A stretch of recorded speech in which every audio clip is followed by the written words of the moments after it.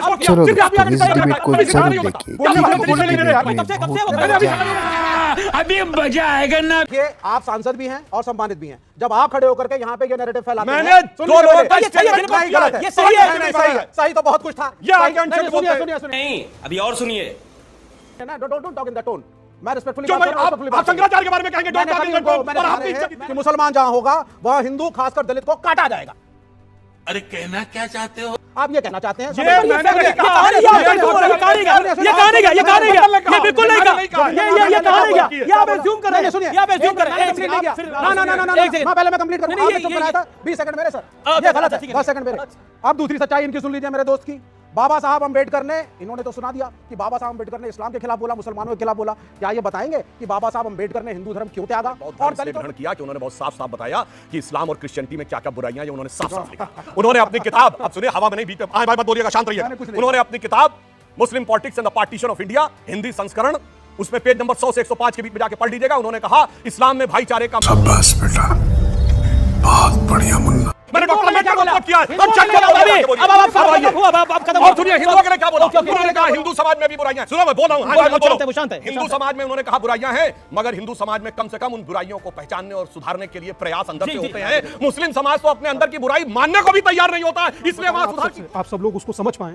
वहां कई बहनों के ना माथे पर हमने बिंदी देखी, ना सिंदूर देखा, तो पूछने की इच्छा व्यक्त किया कि क्यों नहीं आप लोग लगाते हैं, तो उन्होंने पलट कर जो उत्तर दिया, बोले बाबा पहचान हो जाता है।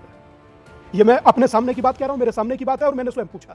डेमोग्राफी बदली हुई है भाई साहब 70-30 का रेशियो है, क्या बोल रहे हैं? यहाँ स्टूडियो में ठंडे कमरे में बैठकर जो मर्जी बोलिए, जाइए ना ग्राउंड पर, तब हकीकत देखिए। और हाँ, कुछ भी नहीं, इनके हिसाब से कुछ नहीं है।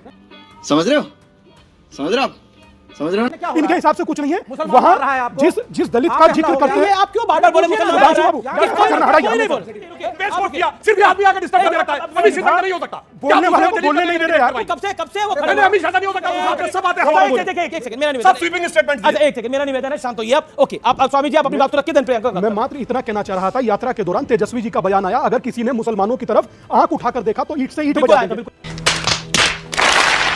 ये बयान था, बस इतना सा मेरा जहन था कि 20% के लिए तेजस्वी जी ने जो कहा एकदम करेक्ट कहा। मेरा मानना और यात्रा का मकसद मात्र इतना ही है, 80% हिंदू हैं, इनके लिए भी कोई ताकतवर, कमजोर, लल्ला, लंगड़ा, लूला, अपाहिज कोई एक आदमी तो खड़ा होकर कह दो यार कि अगर हिंदुओं की तरफ भी किसी ने आंख उठाई तो ईंट से ईंट नहीं। तो ताली से ये जो नैरेटिव बन रहा है, ये जो पूरा नैरेटिव बन रहा है, क्या ये दिल्ली उन्होंने वो उसी पार्टी को वोट देती आई और देते रहेंगे। महाराष्ट्र की जनता समझदार नहीं थी। देखिए वहां पर कांग्रेस, मेरे को ये कहने में प्रॉब्लम नहीं है, कांग्रेस पूरी ढीली अलायंस पार्टनर है। वो अपने अलायंस पार्टनर। आपको कांग्रेस ढीली लगती है? आपको भी इजी कंटेस्टेंट मिल गया, दिल्ली में ऐसा नहीं होगा। अच्छा ठीक है, ओके। सुधांशु जी, कांग्रेस ढीली पार्टी है, आम आदमी पार्टी ढीली नहीं है। आप ढीलों को तो हरा सकते हैं, लेकिन टाइट पार्टी को नहीं हरा सकते। भगवंत मान जी का बाकायदा रैली में बयान अवेलेबल है कि दिल्ली से पंजाब तक हर मां अपने बच्चे को सबसे छोटी कहानी सुना सकती है, एक थी कांग्रेस। इनके नेता अखिलेश यादव जी का मात्र 10 महीने पहले मध्य प्रदेश चुनाव में बयान है, कांग्रेस बहुत चालू पार्टी है, संभल के रहना। कांग्रेस ने कहा सपा के लिए चिरकुट पार्टी है।